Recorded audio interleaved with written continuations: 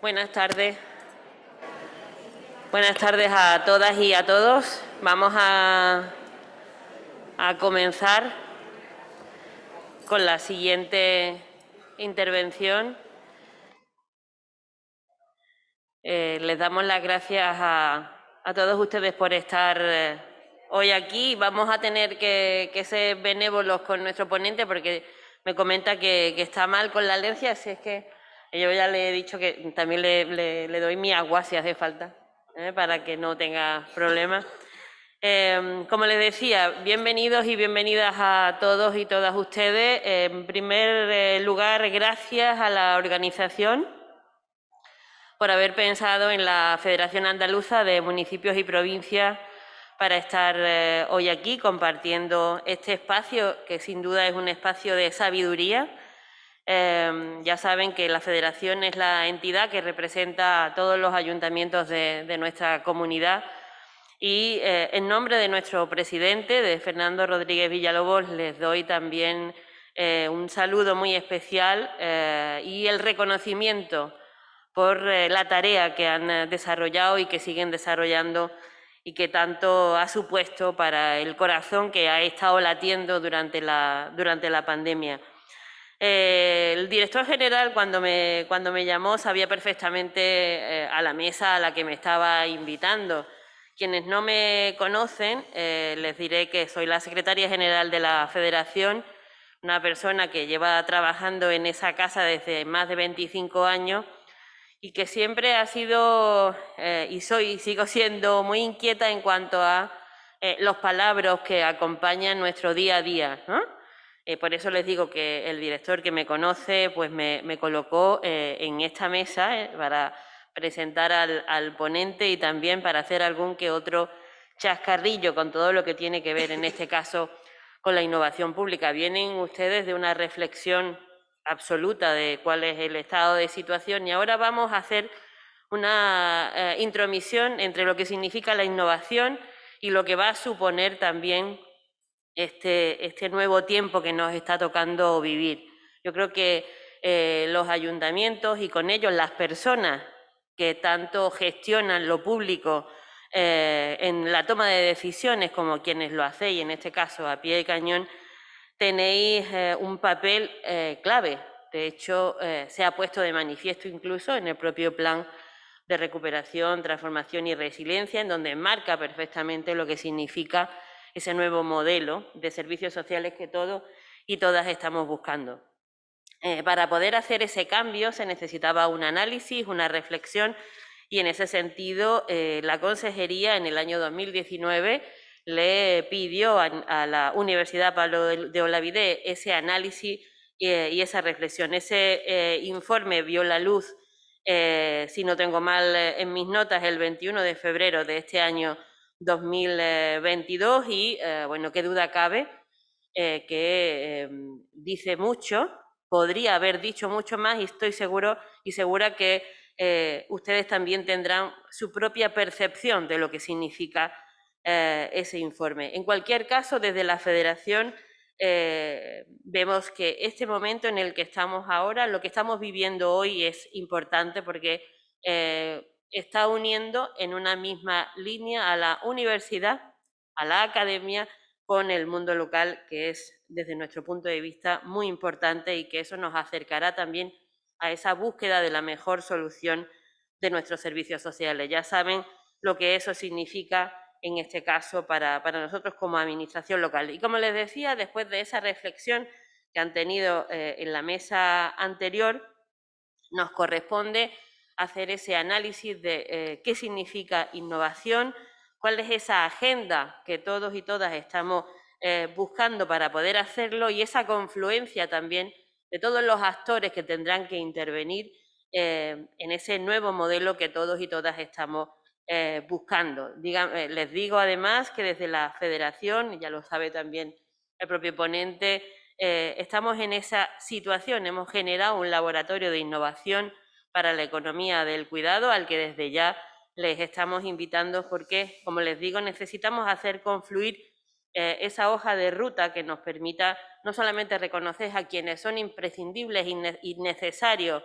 para ese nuevo modelo, sino también un espacio desde el que co-crear, desde el que equivocarnos para luego también poder acertar. Por eso les decía que para mí era importante estar hoy aquí. Voy a interactuar con Germán. Les decía, no vamos a hacer una ponencia al uso. Yo estoy segura de que no va a ser así. Pero qué duda cabe que el que conoce perfectamente ese informe es él. Así es que Germán, que además de ser el profesor del Departamento de Trabajo Social y Servicios Sociales de la Universidad Pablo de Olavide, es el presidente, en este caso, de la Red Española de Políticas Sociales, ha tenido innumerables premios, colabora y participa en publicaciones, su currículum lo pueden ver en la página web de la propia universidad, no nos vamos a detener ahí, pero como les digo, sí que es una persona experta y conocedora de ese espacio en el que nos vamos a mover, así es que,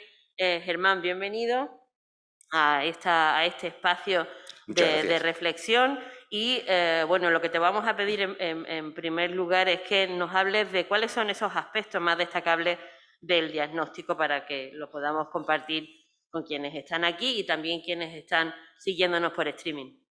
Bien, muchas gracias. Buenas tardes a todas y a todos. La verdad es que es un gusto estar en este espacio. Bueno, siempre es muy placentero estar en cualquier sitio en el que podamos reflexionar colectivamente, ¿no? Pero creo que tiene una especial significatividad este espacio. Nati lo decía antes, ¿no?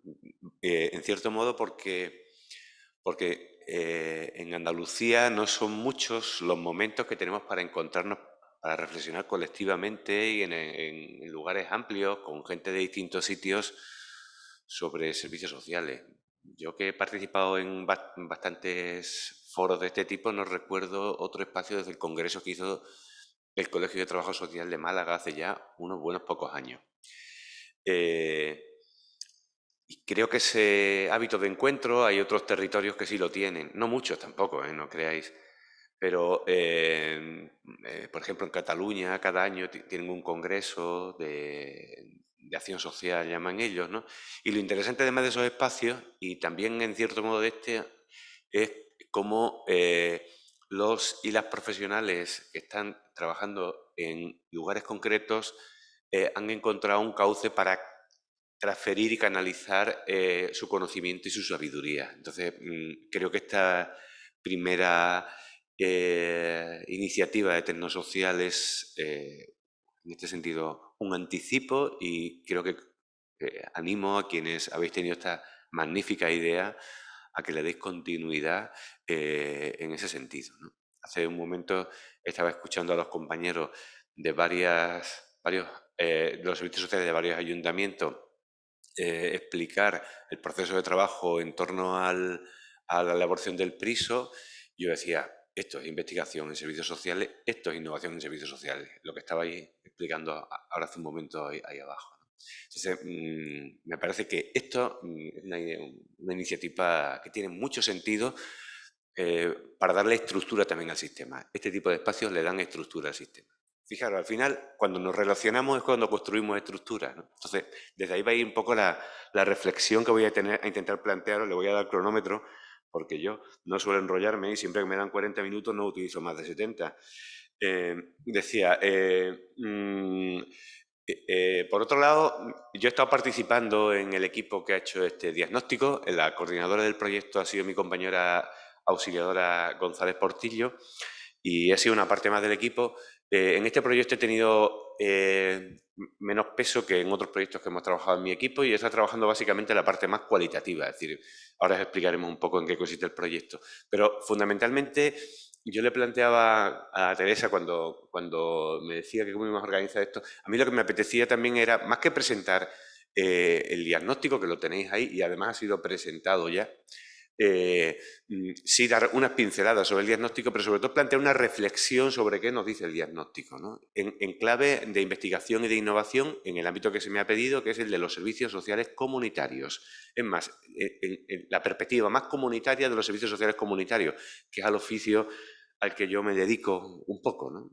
Yo no soy investigador porque estoy más vinculado a los procesos de acompañamiento y tampoco soy acompañante porque estoy más vinculado a investigar desde los procesos de acompañamiento. Entonces, pero sí ha sido un poco el ámbito en el que he venido trabajando en los últimos, bueno, desde el año 2007, en el que empecé a trabajar un proceso de acompañamiento en el Centro de Servicios Sociales del que era director, el actual director general de Servicios Sociales, ¿no? Son un modelo organizativo. Entonces, la primera parte de la intervención va a ir sobre 4 o 5 pinceladas, elementos clave del informe. Es muy difícil que el informe aporte algo absolutamente novedoso porque la realidad de los servicios sociales en la cotidianidad está muy diagnosticada. Los diagnósticos de servicios sociales comunitarios se han hecho en los cafés, en la hora del café, y ese es el mejor momento para entendernos de cómo están organizados los servicios sociales comunitarios. Y después voy a plantear, sobre todo, desde ahí qué claves nos plantea la actual situación en lógica de gestión del conocimiento, de investigación y de innovación. Pero, insisto, es una reflexión casi abierta, ¿no? Ay, tengo que darle aquí al... Bueno, decía, el informe que, como antes planteaba, ha sido coordinado por mi compañera auxiliadora, González Portillo, y en el que también han participado Esteban Ruiz, del Departamento de Antropología, José Alberto Salina, que es del Departamento de Geografía de la Loyola Andalucía, y yo mismo. En el encargo inicial que se nos hizo desde la consejería, básicamente lo que se pretendía era hacer un análisis con la fuente secundaria, o sea, con los datos disponibles, a fecha 2009, sobre la organización y la estructuración de los servicios sociales en Andalucía. Básicamente se nos pedía trabajar sobre 3 elementos: los beneficiarios, las dinámicas de financiación y la organización de los profesionales, ¿no? Se nos pedía algo más, y es que desde ahí hiciésemos una propuesta de ratio, que es la última parte del informe, que más que una propuesta de ratio lo que establece es una metodología para elaborar una propuesta metodológica para diseñar esa propuesta de ratio. Bueno, en ese proceso de trabajo nosotros le planteamos a la consejería que por qué no hacíamos otra tarea, y es no solo trabajar con fuentes secundarias, sino patearnos los servicios sociales.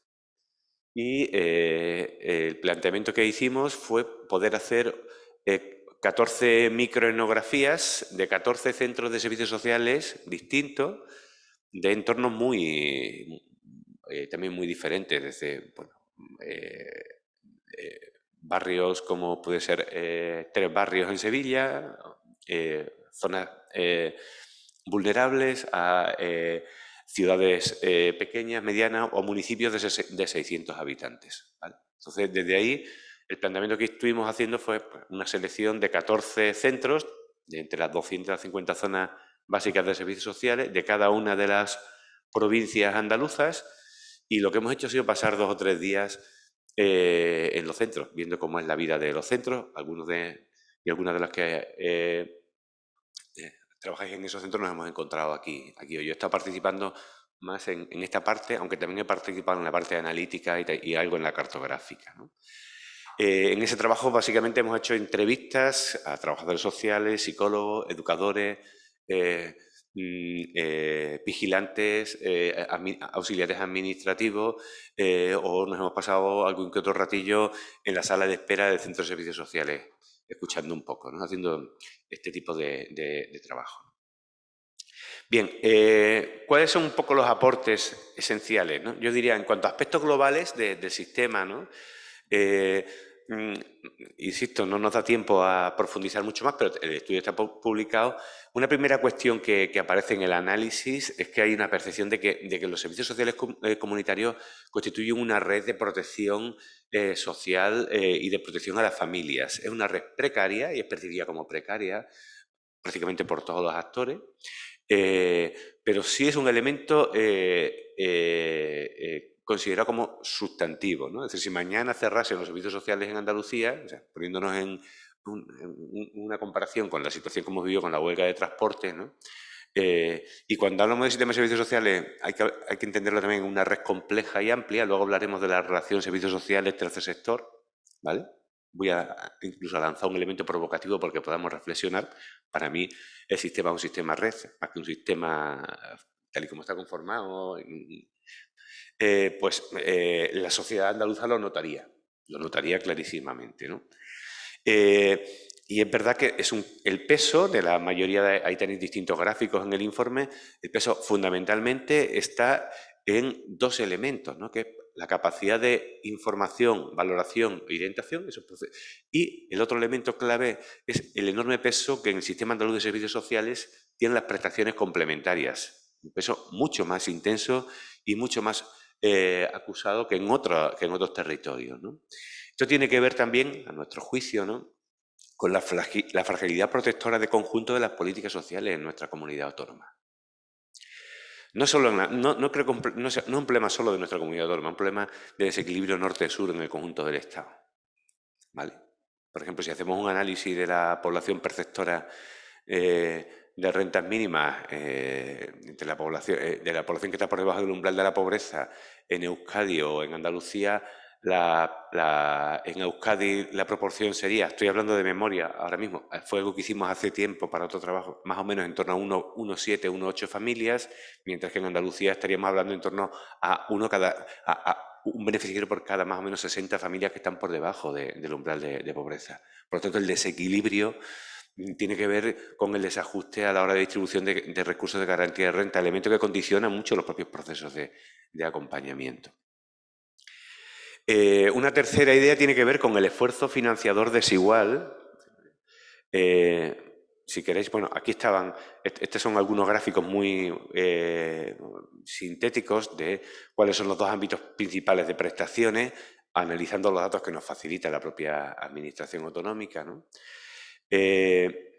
Decíamos, una financiación muy desigual en cuanto a las prestaciones. El 70% del sistema está sostenido con financiación principalmente autonómica y en torno al 20 y pico por ciento, al 29% está la financiación de la administración estatal no llega al 2%, el resto está acometido por las administraciones locales, diputaciones y ayuntamientos, ¿vale?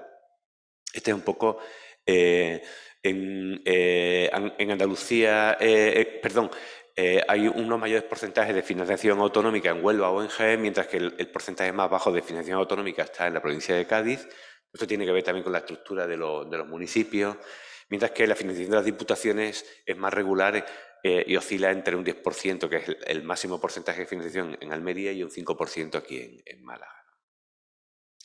Y una cuarta idea que tiene que ver con la organización interesante del sistema, con el tipo de inputs, otro tipo de inputs que hace el sistema más allá del sistema, ¿no? El sistema de servicios sociales, hay toda una parte de cartografía en el informe que podéis consultar.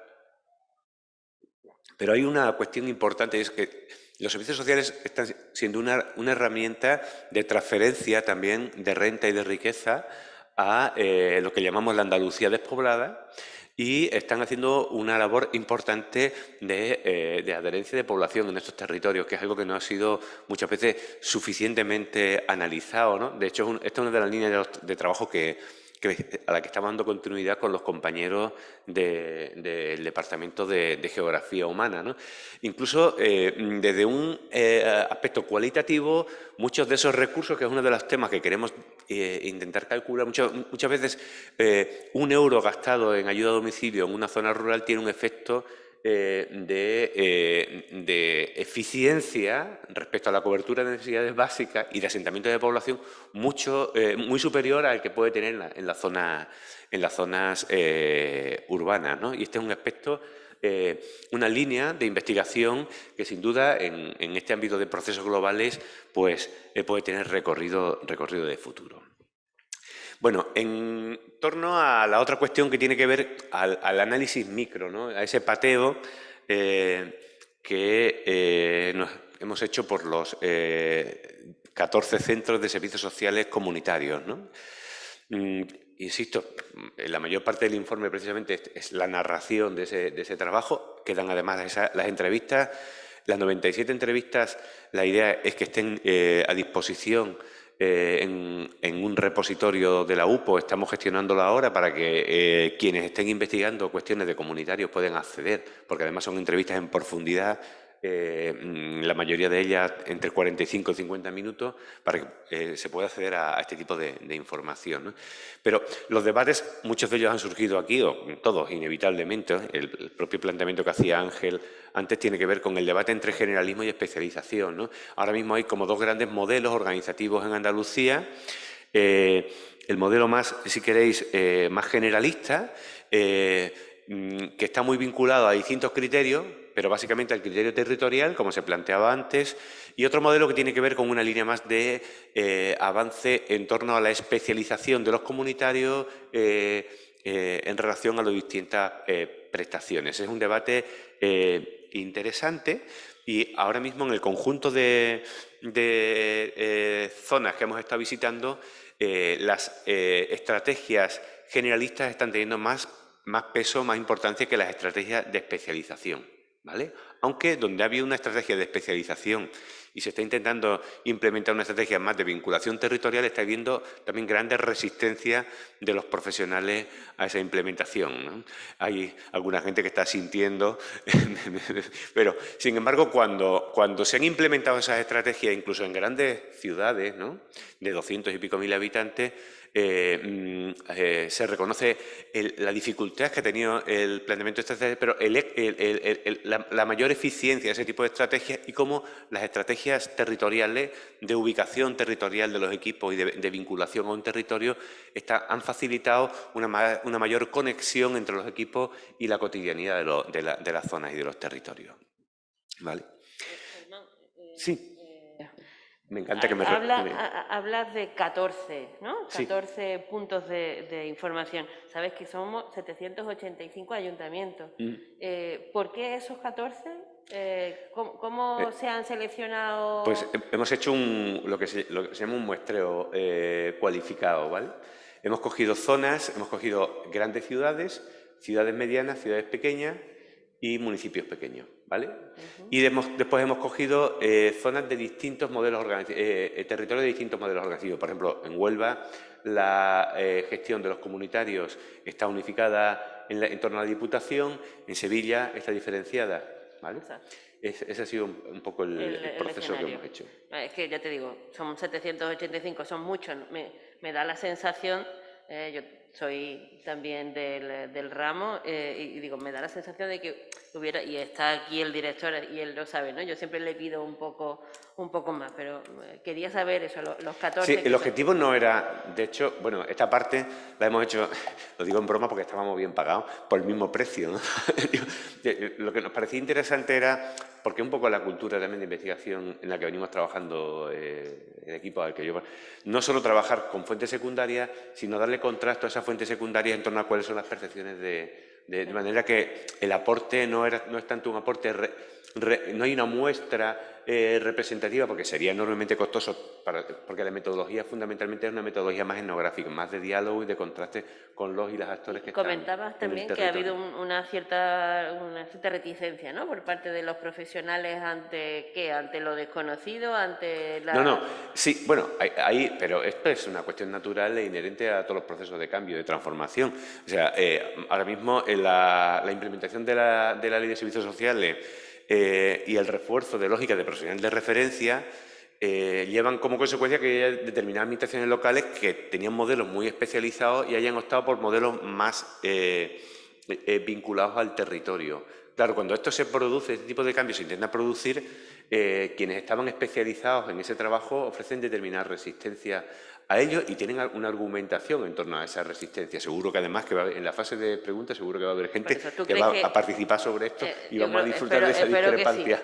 Espero que sí, porque a mí me gustaría saber la reacción que han tenido los compañeros y las compañeras cuando han leído, si se han sentido realmente identificados, y sí, yo espero que además sea lo que marque la hoja de ruta que está por llegar. Sí, bueno, ya te adelanto yo que eso es imposible. Disculpa que te haya... Si en Andalucía tuviéramos un sistema de servicios sociales, podría haber una uniformidad, pero la conclusión central es que Andalucía no tiene un sistema de servicios sociales como tal por la enorme diversidad contextual, territorial y organizativa, ¿no? Digo, cuando no tiene, lo digo también en plan provocativo, claro que... Vale, Vale. pues sigue. O sea, son 8... Además, los modelos organizativos son enormemente distintos. Ahí hay una parte también de análisis en el trabajo, ¿no? Pero el debate especialización-generalización es un debate absolutamente vivo y en torno, por ejemplo, la aportación que ha hecho Ángel en el momento anterior me parece enormemente interesante y recurrente para esto. Y es un elemento que ahora cuando hable de la agenda de investigación que está presente en la cotidianidad, entre otras cosas porque si hablamos de especialización y de generalismo es como si hablamos de blanco y negro. Entre el blanco y el negro hay 256 tonos de gris. Entonces, no existe el generalismo como un concepto ni existe la especialización como tal. O sea, explico, el generalismo es una manera de especialización. Hay que especializarse en intervención generalista. Y eso implica que tenemos que saber cómo hacer intervención generalista y nos podemos encontrar profesionales, ahora ya me estoy saltando la parte, pero sí podemos hacer intervención, puede haber profesionales específicos haciendo intervención de lógica generalista. ¿Vale? Entonces, pero sí es un elemento de debate en las entrevistas y en los grupos de discusión que hemos estado teniendo, ¿no? El otro elemento importante tiene que ver con los modelos de colaboración, ¿no? Que es qué tipo de relaciones de colaboración tienen los servicios sociales con otros actores, ¿no? Y volvemos aquí a esta diversidad, es decir, hablamos de contextos en los que están solo los comunitarios y no hay nadie más, ¿vale? O hablamos de contextos donde están los comunitarios y a través de convocatorias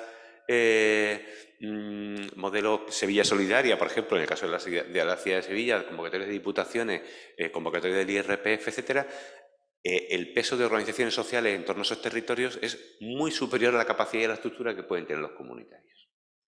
¿Esos son comunitarios? ¿No son comunitarios? ¿Vale? Es un elemento de pensamiento y de reflexión. Por lo tanto, es otra cuestión que está ahí.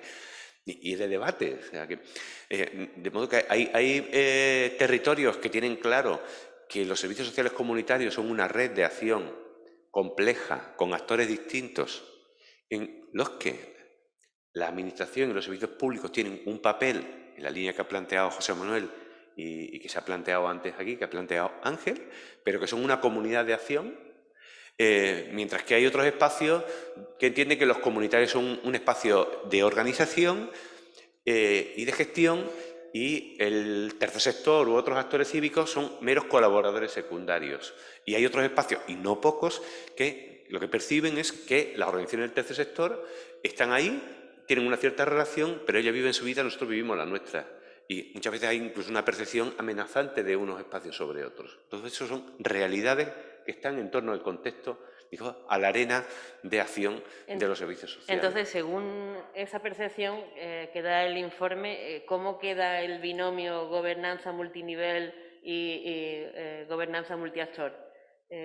¿Tú crees que con lo que se plantea es posible o no es posible llegar a hacerlo? Es decir, está claro que cambiar el modelo no es fácil y que vamos a necesitar sumar a todos los actores para que justamente, yo entiendo que nunca jamás será un actor secundario, sino que todos suman, ¿no? A la hora de poder multiplicar, pero con el análisis y con el informe en la mano, ¿tú crees que eso es posible de cara a poder marcar esa hoja de ruta?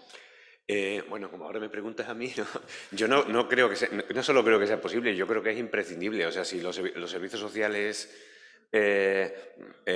hoy, si no se piensan en clave de comunidad de práctica, y esto no implica que el papel de la administración pública se difumine o se pierda, al revés, sino que se reivindique desde otro tipo de posición. Si no se piensan en clave de comunidad de práctica, yo creo que el futuro que tienen, especialmente en las zonas donde son más necesarios, que por ejemplo los espacios vulnerables, pues están condenados a una irrelevancia cada vez más creciente. Y el tercer sector también, ¿vale? O sea, porque hay muchos territorios de Andalucía que están sobreintervenidos por el tercer sector. Territorios en los que se ha hecho diagnóstico. Entonces yo creo que, por ejemplo, una de las utilidades que ha tenido Eracis Ya me estoy saltando, me estoy yendo de un lado a otro, pero bueno, entiendo que me provocas en este sentido, ¿no? Una de las autoridades que ha tenido Eracis en algunos territorios, no en todos, pero es normal, porque estos proyectos empiezan como empiezan, lo importante es que se ha tirado para adelante con él, igual que ha sido identificar la carencia y la necesidad de generar esa lógica de comunidad de práctica en el territorio, ¿vale? Entonces yo creo que hay otros sistemas que han sido capaces en algunos momentos de desarrollar esa lógica de comunidad de práctica y podemos aprender de ello. Por ejemplo, en educación, en determinados territorios, los centros educativos han sido capaces de movilizar espacios de comunidad de práctica interesantísimos. Yo conozco algunos de ellos y está participando en algunos de ellos. Ese tipo de lógicas, y ahora estamos saltando a la innovación, son lógicas sugerentes para cómo pensar en determinados modos los servicios sociales, ¿no? Hace algún tiempo yo comentaba cómo cuando empezamos a trabajar en Tres Barrios, ¿no? Esto ya es un chascarrillo de viejo, lo he dicho más veces, con una metodología muy parecida, ¿no? Estuvimos trabajando con el servicio de ayuda a domicilio de una UTS de Sevilla y claro, los profesionales de ayuda a domicilio definían perfectamente lo que era la ayuda a domicilio, ¿no? Te decía, pues una prestación técnica regulada por un decreto del 98, funciona de esta manera, aquí vienen los ciudadanos, solicitan, vale, tienen todo el procedimiento. Y luego salimos al barrio a preguntar a la gente qué era ayuda a domicilio. Entonces la gente percibía que ayuda a domicilio era eso que hacía el ayuntamiento. Pero empezaron a sacar un montón de actores que para ellos eran ayuda a domicilio, como por ejemplo, bueno, una tarea que hacía la Cáritas, que estaba pagando a algunas mujeres, elementos vistos muy críticamente por los comunitarios, pero para que atendiesen a personas mayores que no eran atendidas por el servicio municipal o que estaban en lista de espera, ¿vale? O sea, el planteamiento, luego discutimos, pero es que no tienen cualificación. Bueno, pues tal vez una de las líneas de trabajo sea ver cómo buscamos. Bueno, empezaron a sacar la asociación de vecinos de este barrio, que había un grupo también de mujeres que con comida del banco de alimentos cocinaban y le llevaban alimento a personas en un barrio de viviendas de cuatro plantas sin ascensor, llevaban comida a la gente. Bueno, la historia es que al final descubrimos que había una red informal de cuidado, pero que la ayuda a domicilio jamás había mirado a esa red informal de cuidado. Y desde ahí, un problema de mirada. Es decir, en el momento que tenemos una mirada podemos intentar plantear cómo generar una comunidad de práctica y cómo implicar a todos esos actores y los que aparecían hasta las hermanitas de los pobres, porque a una mujer le había dado una trombosis y hacían falta 1.800 euros para hacer una adaptación de vivienda y el ayuntamiento trataba de gestionar y habían aportado. O sea, eran actores que eran recurrentes en un contexto, en una estrategia. Vale. Otra pregunta, ¿tercer sector o pequeña y mediana empresa? Bueno, o las dos cosas. No voy a pasar la segunda tía, pues llevo 13. Bueno, No, luego sí me deja un rato para hablar de investigación, porque es que Sí, quiero hablar de investigación. Bueno, yo creo que sociedad civil. O sea, verás, para mí hay el tercer sector, la administración pública y la empresa son como el colesterol. Tiene buenas y malas prácticas, todos ellos. Hay del bueno y del malo. Entonces, yo creo que la clave es qué tipo de capital social aporta cada uno de esos actores al territorio. Y no hacemos evaluaciones de capital social. No hacemos evaluaciones de capital social. Por ejemplo, cuando analizamos el impacto de un programa, recuerdo ahora también otro centro de servicios sociales en Jerez, no en este proyecto, sino en otro, que estaba trabajando, los psicólogos estaban trabajando con familias, ¿no? Yo decía, bueno, ¿habéis analizado cómo las familias con las que estáis trabajando, qué tipo de presencia han tenido luego en su barrio, en su territorio? Si la gente se ha animado más a participar, a ir a... ¿Qué tipo de capital generamos, no? Si movilizamos y si hacemos al final, porque yo creo que el objetivo transversal que tenemos cada uno de los actores está en si somos capaces de generar capital social. Entonces, yo creo que hay buenas y malas prácticas en cada uno de esos elementos, ¿no? Ayer con Gustavo, que no sé si está por aquí, pues, me contaba todo el proceso de trabajo que están teniendo en torno a la empresa privada con la que él está trabajando sobre el modelo de atención, y a mí me parece que eso es un aporte interesante porque capitaliza a la sociedad. Entonces, yo creo que la cuestión no es si es de un lado o de otro, sino qué tipo de capital y de riqueza aporta al territorio. Okay.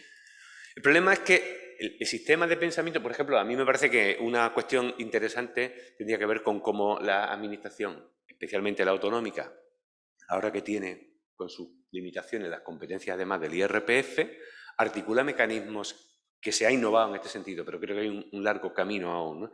Mecanismos de sostenibilidad que obedezcan a modelos de planificación integral más sólidos, ¿vale? Porque otro de los elementos, ya me estoy saltando todas las cuestiones que están aquí, pero me encanta, ¿no? Otro de los elementos que tienen que ver, o sea, es muy difícil mantener procesos de trabajo comunitario cuando los profesionales son itinerantes. Son itinerantes, o sea, no hay continuidad de los profesionales. Por lo tanto, hay magníficos diseños, pero hay determinados elementos que no garantizan unas condiciones, ¿no? Por ejemplo, hay una mancomunidad en Cataluña, en Barcelona, hay una organización que trabaja temas de empleo, y ellos, si los ayuntamientos no están de acuerdo para sostener más de 5 años un proyecto, no trabajan con nadie.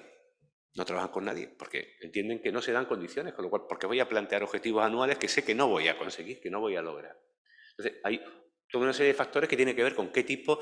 Me parece que hay que ir a sistemas plurianuales de trabajo, que esos sistemas plurianuales. En Portugal, por ejemplo, en el norte de Portugal, en Matosinhos, que es una ciudad que está cercana a Oporto, Viana do Castelo, incluso en el mismo Porto, han articulado un sistema, que está aquí la gente de APN y creo que tiene algo que conocer. Además porque creo que George, el anterior presidente de APN, estuvo metido en el diseño de APN Europa.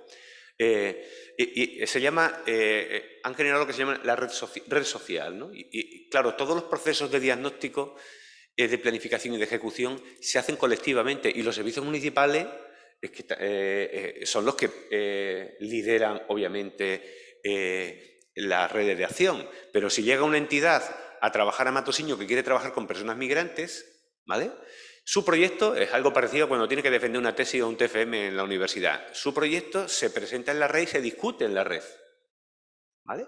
Y después de que es discutido en la red, la gente plantea, oye, mira, es que esto que estáis haciendo lo hace esta otra organización, es que si se hace esto habría que hacerlo en conexión con... De modo que lo que se busca es cómo encardinar una idea, una iniciativa, un proyecto de una organización que quiere trabajar en un territorio con un planteamiento conjunto de actuación, ¿vale?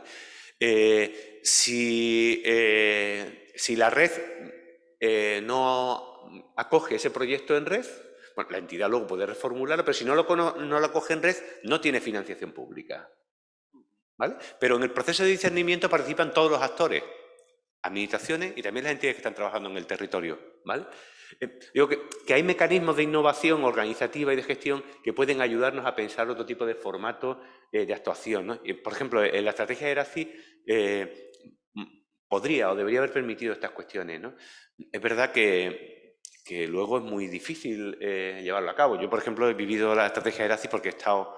Bueno, yo estuve participando en los inicios del diseño de la estrategia, pero luego estaba... yo he estado dirigiendo un proyecto en el Polígono Sur de la residencia Flora Tristán, no sé si alguno de vosotros habéis oído hablar de ella. Básicamente lo que pretendemos es que los estudiantes de la universidad se vayan a vivir al barrio. De esto quería hablar algo también. Y sean vecinos de un barrio vulnerable, ¿no? Y sean vecinos colaborando con las actividades que hay en el barrio, etcétera, ¿no? Bueno, pues desde ahí participamos en el diagnóstico de ERACI y nosotros le planteamos a quienes llevaban el diagnóstico que no se puede hacer un diagnóstico comunitario en una mañana, convocando a las organizaciones, ¿vale? Porque al final lo que estamos poniendo es un clic en el que el proceso comunitario ha existido. Si no hay un espacio ideológico más o menos permanente, no podemos hacer trabajo comunitario. Y esta es una enorme prioridad que tenemos. O sea, no podemos hacer intervención comunitaria si no tenemos una estructura relacional comunitaria. Venga o no venga una convocatoria. Estemos hablando en un barrio vulnerable o estemos hablando en el barrio de clase media alta más importante. Si no hay estructura y no cuidamos la estructura, ¿vale? Y no vemos la estructura como elemento hacia el que transferimos el capital social, porque muchas veces tenemos la estructura, pero lo vemos como una herramienta que nos ayuda a resolver nuestras necesidades institucionales, que obviamente esa es una funcionalidad, pero no puede ser la principal ni la única funcionalidad. Tiene que ser la de construcción de capital social. ¿Vale? Entonces, Adelante. Bien. Seguimos. Seguimos Ya, que nos estamos saltando el guión. No, y me olvido de las diapositivas porque... Bueno, había más aspectos, ¿no?, que tienen que ver con cómo, por ejemplo, los profesionales construyen las categorías de lo que hacen, ¿no? Nos quedan 10 minutos.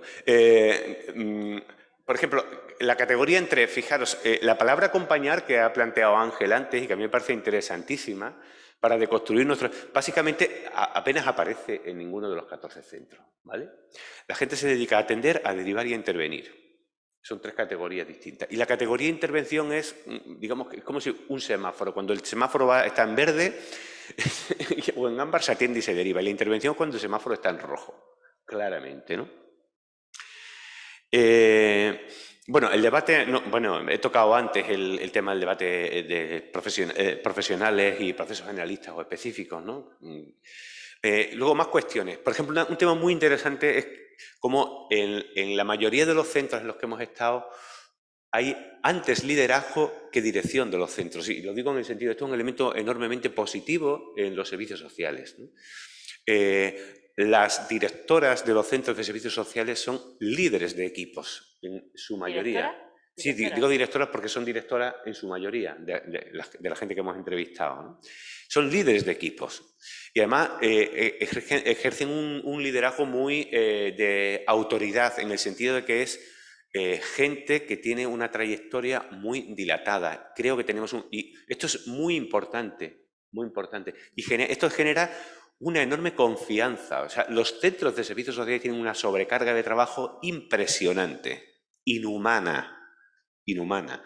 Sin embargo, la gente percibe generalmente que tiene autonomía en su trabajo, ¿vale?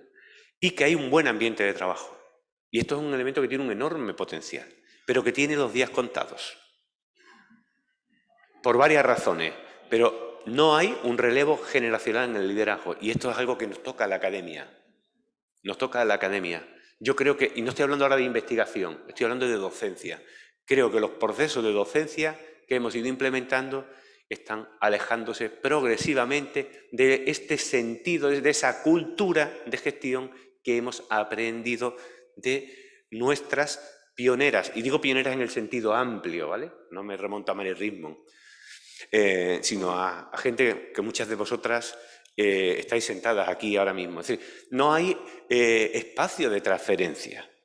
Por lo tanto, reformar los servicios sociales implica también cuestionar qué papel tenemos como academia, ¿vale? Cómo hemos, por ejemplo, organizado la docencia de modo que los grados dificultan que la gente mayor estudie trabajo social, cuando muchos de los magníficos profesionales que llegan al trabajo social es gente que viene de vuelta de un montón de cosas. Y fijaros, cuestiones que tienen que ver con pequeñas tácticas, ¿no? En el momento que tú implementas, hablo de la UPO, los grados de manera que un curso es por la mañana y al año siguiente por la tarde, mañana-tarde, si tú estás trabajando, de lo que sea, no puedes matricularte. Cuestiones como esa, ¿no?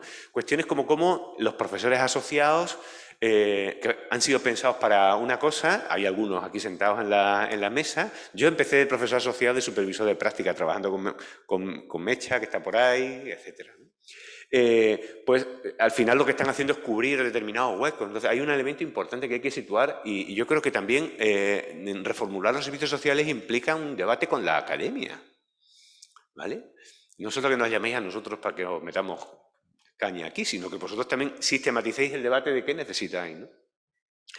Pero sí tiene que ver con esa idea de que a pesar de la enorme carga de trabajo hay una inteligencia organizativa que a mi juicio está muy poco sistematizada.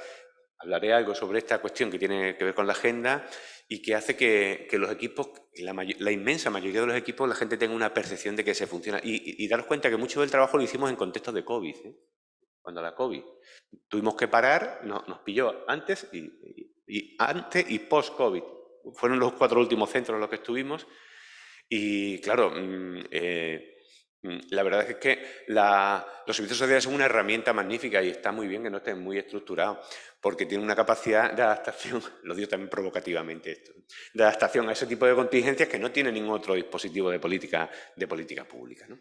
Y luego la última idea en este sentido de la otra parte más cualitativa es una percepción de que los servicios sociales somos nosotras. Yo creo que este es un problema importante, intento explicarme. O sea, hemos llegado a un punto en el que el sistema de servicios sociales no existe. No existe una percepción del sistema de servicios sociales. Nosotros construimos este discurso. Pero la gente que está en los comunitarios percibe que ellos son el sistema de servicios sociales. Y después si te vas a los staff de planificación de las grandes administraciones o de la Junta de Andalucía, las determinadas direcciones generales no tienen una conciencia de ese sistema de servicios sociales. Tienen una conciencia hiperespecializada de estar en drogodependencias, en infancia, pero la concepción de un sistema como tal se ha diluido, es un elemento que se ha diluido, aunque la ley intenta reforzar este elemento, me parece que es otro aspecto fundamental. Y cuando hemos estado discutiendo en el propio proceso de la investigación, también hemos estado dialogando y conversando con profesionales de la Administración Central, ellos mismos te manifiestan que ellos no se consideran parte del sistema de servicios sociales, sino que los servicios sociales es lo que hacen los ayuntamientos, básicamente. Es una caricatura provocativa para entrar ahora, pero lo que intento plantear es, digamos, la parte más gruesa de la realidad. Bien, tengo 4 minutos para lo que venía a decir. Te lo iba a decir, que vayamos ahí. Ah, ¿sí? Vayamos al punto en el que tiene ese escenario completo que te permite la investigación y queremos saber si es posible que podamos definir todos y todas juntos esa hoja de ruta que nos va a llevar a ese modelo excelente, mejorable, en el que nos tenemos que centrar en las personas que trabajan en esos servicios sociales, que yo creo que es a los que hay que cuidar sobremanera, dándole qué herramienta, porque después hablaremos de las tecnologías, pero Sí. ¿estamos en situación? Sí. ¿Cómo lo vamos a poder ¿Cómo no? hacer? No nos queda otra. O sea, verás, cuando la gente del Ayuntamiento de Sevilla, de Granada, de La Rinconada, de un montón de ayuntamientos, estaba abajo contando cuál ha sido su proceso de trabajo para el Priso, eso se está haciendo. O sea, ahora mismo yo creo que la primera cuestión es entender que, con independencia de que a la gente de la academia nos encarguéis trabajos como el que hemos hecho nosotros o el que ha hecho el equipo de la Universidad de Huelva, etcétera, los procesos de investigación más genuinos y sustantivos son los que estáis haciendo vosotros ahora mismo. Y esto nos tiene que llamar a la reflexión a una parte y a otra, ¿no? A una parte y a otra. Claro, aquí hemos hablado en estos 2 días de la necesidad de encontrarnos universidad y servicios sociales para analizar, para investigar, ¿no? Y yo, obviamente, creo que eso es imprescindible. Pero antes que eso, creo que es importante que una y otra parte nos deconstruyamos en este proceso, o sea, que cambiemos el rol. Porque si no podemos acabar, y además a mí me da, desde esta parte un poco extraterrestre que tengo, que es muy cómoda para mí, porque yo, desde el lado de la academia, claro, yo veo, digo, qué pasada, nos vamos a forrar la cantidad de pelas que hay con los Next Generation, etcétera. Ayer comentaba el director general que lo que no sabía es dónde gasta el dinero, ¿no? A mí me parece un enorme problema tener demasiados recursos para esto si no tenemos claro para qué los queremos, ¿vale? Me parece un enorme problema. Entonces creo que en este sentido lo fundamental para mí, porque al final podemos acabar con una dinámica de lobbies en la que vamos a participar nosotros, ¿vale? Y todo el mundo, y consultoras, etcétera, para ofertar proyectos de investigación por doquier. Y creo que lo interesante para mí, si algo puede aportar este momento en el que estamos, que yo estoy con Nati, en que es un momento ilusionante, es si nos ayuda a ir dando algún que otro paso, el camino siempre es largo, para ir generando una cultura investigadora en servicios sociales. No una cultura investigadora en la universidad sobre servicios sociales, que también, pero una cultura investigadora en servicios sociales. Y para mí esa cultura investigadora tiene que ver con si somos capaces de crear espacios de trabajo horizontal en el que una o otra parte aprendamos en los procesos, ¿vale? Por lo tanto, no nos hagamos los técnicos de los comunitarios se olviden de su falta de experiencia investigadora y relativicen su enorme experiencia profesional, y los técnicos que estamos en la academia relativicemos también nuestro conocimiento científico metodológico y entendamos que tenemos algo que decir en el ámbito profesional, algo más de lo que... ¿vale? Porque muchas veces hacemos una especie de dualidad entre 2 tipos de expertise que son dualidades que no llegan a encontrarse nunca.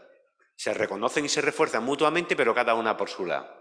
Entonces yo creo que básicamente a mí me parece que la gran riqueza que tiene este momento está en si somos capaces de plantear esto, ¿vale?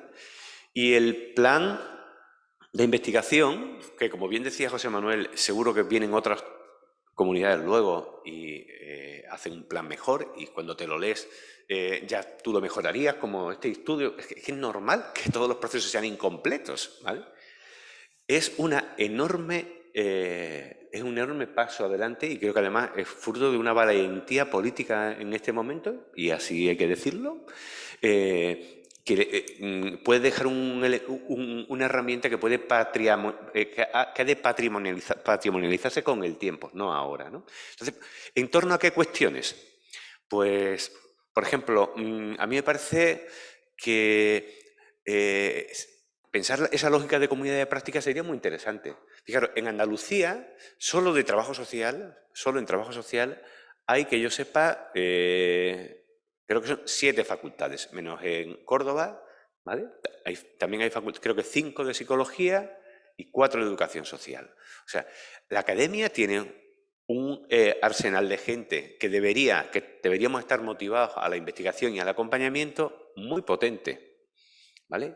Esto ahora me van a meter caña mis compañeros de la academia, pero verdaderamente a nosotros cuando firmamos nuestro contrato como profesores, en teoría, ahora ya esto se ha quedado difuminado, tendremos que dedicar una tercera parte a docencia, una tercera parte a gestión y una tercera parte a investigación. Esa era un poco la estructuración inicial, ¿no? Entonces, fijaros el capital humano que podríamos tener vinculado a procesos de mejora y de trabajo. Claro, esto supone un enorme reto para nosotros y para vosotros, ¿no? Por ejemplo, este proceso que comentaba antes de Prisa, yo decía, qué pena no haberme enterado de que esto está ahí, porque habríamos aprendido un montón y además podríamos haber ayudado a lo mejor acompañando en algún aspecto metodológico, ¿no? Entonces, me parece que el gran reto de la investigación como elemento de innovación y de mejora está en incorporar aspectos que vayan en esa lógica de ir generando comunidades de práctica, ¿no? Por lo tanto, tiene que ver con esto que decía, ¿no? Con ajustar el método al objeto. Servicios sociales como objeto, necesita un método específico de investigación. Y para mí ese método está básicamente en el acompañamiento vinculado a la transferencia, ¿vale? Esto no significa, claro, ayer Octavio presentaba todo el panel de resultados y ahí estamos metidos cada uno de nosotros y de nosotros. Nosotros mismos estamos elaborando un artículo para enviar a una revista británica sobre el impacto de un proyecto que hemos estado de... Esa es una tarea que tenemos que hacer. Pero al mismo tiempo tenemos que ver cómo esa tarea la traducimos en procesos de acompañamiento y de proximidad que generen transferencia. Sin transferencia podemos tener una enorme capacidad de producción científica, pero la realidad de los servicios sociales sigue tal cual. Por lo tanto, nuestro impacto, nuestra generación de capital social, esa investigación no ha generado capital social, ha generado muy poco capital social, ¿no? Igual que muchos de los procesos particulares que se están trabajando en servicios sociales interesantísimos, si no hay un espacio que ayude a la sistematización, a la organización de esos espacios para que se puedan transferir, pues se quedan aislados en su territorio. Ahí en la Alpujarra Granaína, magnífico, pero es un capital, un conocimiento que podría ser útil para otros espacios y elementos, ¿no? Por lo tanto, esta es la segunda idea que yo creo que tiene que ver con la conexión con los procesos de conocimiento, ¿no? Y creo que la parte central de nuestro trabajo al final está en cómo sistematizar en torno a ese saber hacer, ¿no? Cómo sistematizar. Esta es un poco la idea. Creo que me he pasado de tiempo, ¿no? Sí, pero... Pues fíjate, me has preguntado tantas pero cosas. le vamos a pedir 5 minutos para intentar aterrizar, porque, bueno, igual que en otros foros, hoy hemos incorporado la innovación pública aplicada a la búsqueda de la excelencia en la administración. Yo me alegro de que sea posible el acercamiento con la academia para poder mejorar todos esos procesos. ¿En qué punto incorpora las nuevas tecnologías en ese análisis que habéis hecho? Vamos a ver. No hablando de Smart City vinculada con servicios sociales, sino innovación tecnológica. ¿En qué momento para la mejora de los servicios sociales?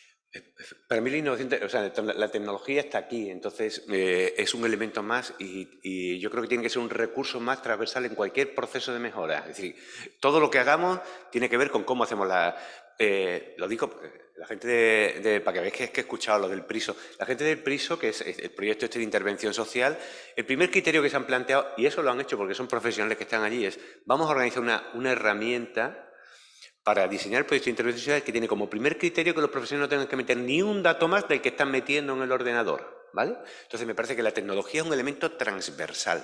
Sin embargo, en servicios sociales tenemos un enorme problema con la tecnología. Es una enorme herramienta, pero utilizado de determinada manera es una enorme amenaza. Y, por ejemplo, hemos visto cómo en los centros de servicios sociales la gente está desbordada por la cantidad de herramientas tecnológicas que les caen encima. ¿Por qué? Porque los procesos de innovación tecnológica, no todos, pero muchos, se hacen de fuera a adentro, no de dentro a fuera. Esto no se le ocurriría hacerlo ni a la banca ni al sector sanitario, ¿vale? Mi cuñada trabaja en temas de innovación tecnológica en el sector sanitario, en Extremadura, y para hacer una modificación del sistema básico de registro han enviado a 4 informáticos un año a trabajar en distintos centros de salud. Y desde ahí se ha elaborado después la herramienta. Un proceso de dentro a fuera. ¿Qué ocurre? Cuando esos procesos son de fuera a dentro, al final tienen un mayor riesgo de descontextualización de los elementos. Por lo tanto, yo creo que la tecnología es un elemento transversal, pero lo importante para mí es que los procesos sean de dentro a fuera, de innovación tecnológica. Está ¿Vale? claro que nos está mirando, ¿verdad? Con mascarilla o sin mascarilla, el director general, y él está apostando por su historia social única, así es que vamos a ver si eso además nos da ese resultado. Bueno, ya han visto, queríamos hacer una mesa diferente, no sé si hemos llegado o no a alcanzar esas expectativas. Está claro que el profesor ha venido y ha contado su libro y quiere que hagamos más estudios con la academia. Ojalá que eso sea posible, porque estoy convencida de que ese binomio siempre nos dará éxito y a mí me corresponde el mío. Yo digo mi libro, ¿vale? Yo inicié mi exposición diciéndoles que, bueno, somos 785 ayuntamientos que estamos apostando desde la Federación por esa mejora de los servicios públicos, por incorporar todo lo que tiene que ver con la innovación pública también en los procesos, y que hemos emprendido ese camino con el Laboratorio de Innovación para la Economía de los Cuidados, que desde ya están todos ustedes invitados a poder conocerlo, si es su interés poder también participar, porque queremos hacer confluir en ese espacio horizontal y de codiseño y de codecisión. En principio lo hemos puesto en marcha justamente al hilo de todo lo que estamos trabajando con los compañeros de la Junta de Andalucía para poder invertir todo lo que significa los Next Generation en nuestros ayuntamientos. Confiamos en que pronto pueda haber la luz, la orden que permita que eso sea posible, y al hilo también de esa posibilidad que nos dan los Next Generation. Ya saben ustedes que desde la administración local tenemos ese pulmón que va a hacer lo posible, lo hemos demostrado en otros momentos y lo vamos a hacer ahora. Yo creo que estamos en esa magnífica situación. Por eso yo le decía también al profesor cómo él veía la oportunidad de ese multiactor incorporar también a las empresas. Yo creo que la política palanca que habla de la economía del cuidado y de la mejora del empleo también va a ayudar a esa mejora. Confiamos en que así sea. Aquí todos, nosotros tenemos desde la Federación un eslogan, que es el de sumar multiplica. Así que desde esa suma confiamos en que la multiplicación nos salga perfecta. Está claro que tenemos alguna debilidad con respecto, por ejemplo, a las comunidades de práctica. Los compañeros a nivel de Junta de Andalucía sí que lo han trabajado perfectamente bien desde el Instituto Andaluz de Administración Pública. A nosotros nos está costando trabajo, por ahí está el compañero de la Diputación de Córdoba que conoce también de esa iniciativa, así que veremos a ver cómo hacemos confluir también ese binomio. Y bueno, yo querría terminar insistiendo en el agradecimiento por haber contado con nosotros para estar aquí. Gracias al profesor por su exposición, y estaremos en contacto. Ya le hemos lanzado la caña para que venga a trabajar con nosotros y acabo como empecé, mostrándoles a todos ustedes nuestro reconocimiento más absoluto por el trabajo que desarrollan, por su capacidad de vertebrar en el territorio el trabajo con las personas, que yo creo que es lo que más nos gusta a quienes sentimos el municipalismo y a quienes lo vivimos además en el día a día. Así es que muchísimas gracias a todos por su trabajo. Gracias.